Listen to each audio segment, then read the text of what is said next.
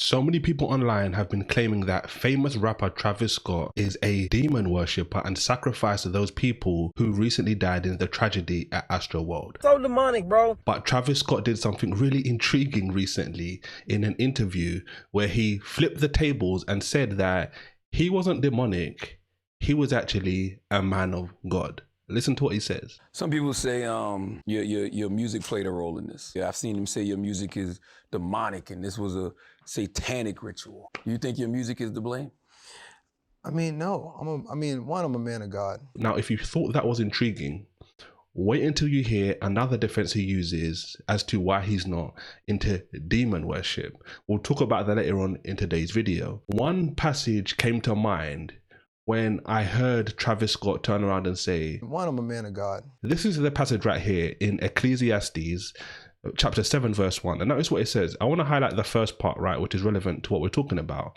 And it says, a good name better than precious ointment. Now, the reason I highlight a passage like this is because the honest truth is, as Christians, we can't read people's hearts. We can have opinions, and I share my opinions from time to time, but I can't truly know and say, you know what, Travis Scott doesn't believe in God, Travis Scott XYZ. And that's because looks can be deceiving.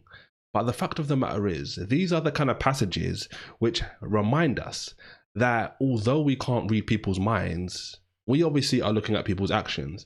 And this is why having a good name is more precious than ointment. And Proverbs talks about this as well. And the truth is, why would anyone who doesn't know him personally and can only see these things which the public get to see, why would anyone seriously truly believe that Travis Scott was a man of God? I mean, think about it seriously. The Apostle Paul, who wrote most of the New Testament, when he was saved for quite a bit of time, even the disciples didn't believe he was actually a genuine Christian. So why would people believe that Travis Scott was truly a man of God? Now, to be honest, there was a glimmer of hope for me in this interview because Travis Scott said something really interesting. We'll talk about that after we get into the other defense I highlighted earlier in today's video. And this defense was really alarming, because it reminded me of a passage, right, which we all be familiar with. I'll show you some of it in a moment. Travis Scott did something really detrimental, I believe, and it really just showcased the nature of man.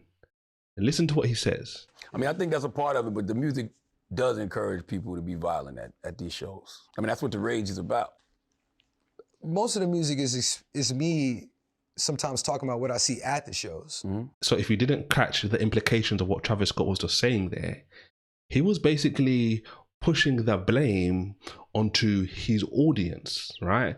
And it was very subtle, but it really creates a circular sort of reasoning, because he's saying he copies what the people do, but the people are amped up and are excited and crazy and all of those different kind of things at times because of what he's doing. So there's a loop which clearly starts with Travis Scott because he's the instigator, but he's saying, no, it's them. I copy what they are doing.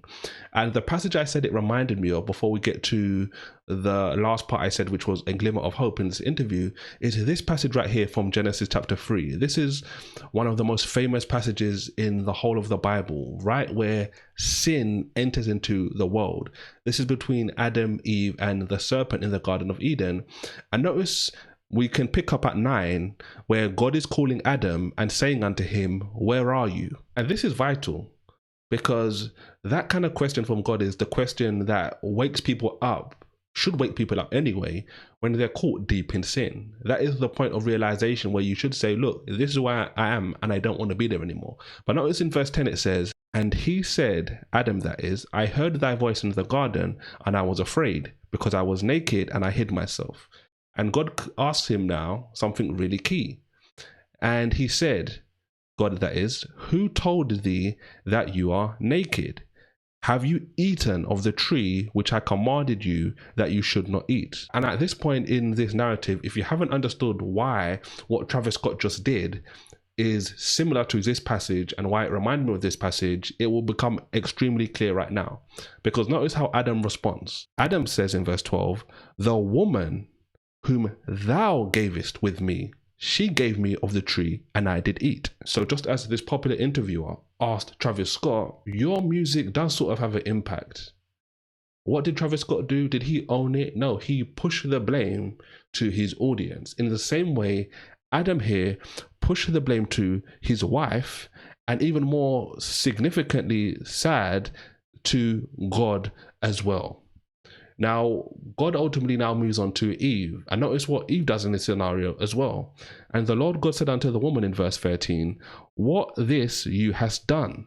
And the woman said, the serpent beguiled me, and I did eat. So can you see how Adam and his wife both pushed it to somebody else in the same way in which Travis Scott did? And this is just a snapshot in Genesis of the nature of man and how we all fall into sin, and will all by nature try to push the blame to somebody else. This is why the power of the cross and what Jesus did for us is so powerful. Now, I said there was a glimmer of hope earlier on in today's video based on this interview, and I want to share that with you now, because Travis Scott in this interview spoke about certain things going back to his upbringing. Listen to what he says. Do you think you'll ever be able to recover from this emotionally? My grandmother, my dad, my mom, they've always told me to put your faith in God and hide behind his wing. Now look, it's all good and dandy referencing some of the Psalms in the Bible when you feel in need, but that's not why I believe there's a glimmer of hope in what he ultimately said there.